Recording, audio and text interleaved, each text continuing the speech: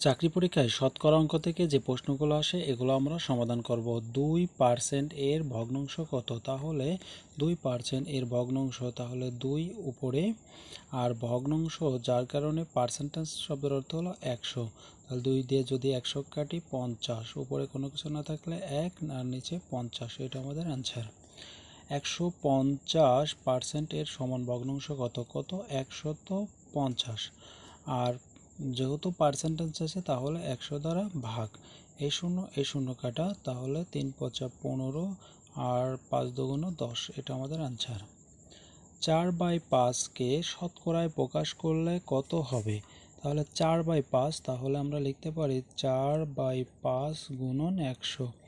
5 দিয়ে যদি কাটি 5 বিশং 100 আর 4 বিশং 80 সমান হলো 80%।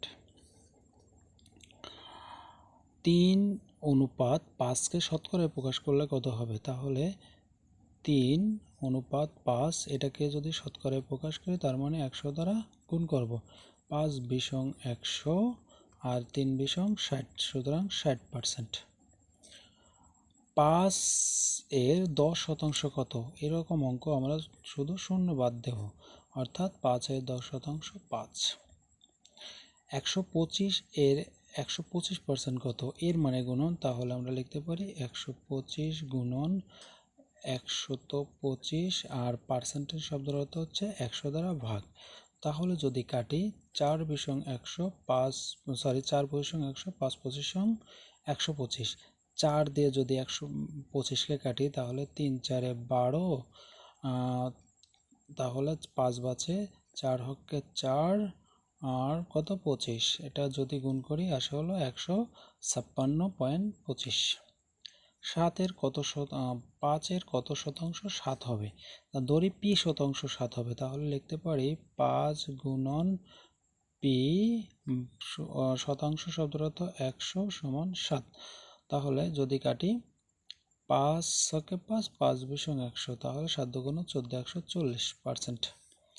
48 সংখ্যাটি কোন সংখ্যা 80%? এ ধরনের অঙ্ক করার সময় আমরা একটি টেকনিক ফলো করব, সেটি হলো 48 সংখ্যাটি কোন সংখ্যার 80%। তাহলে 80% সমান কত? 48। তাহলে পার্সেন্টেজ তোলার জন্য লিখতে পারি 80, নিচে হলো 100 সমান 48। যদি কাটি 4 বিশং 80 আর 5 বিশং 100 সমান কত? 48। এখন বর্গগুণন করি, সো 5 যাবে উপরে আর 4 যাবে নিচে, 4 বারং 48 সমান 3 বারং 4 বারং 5 বারং 60 সমান হচ্ছে 60%। ধন্যবাদ সবাইকে।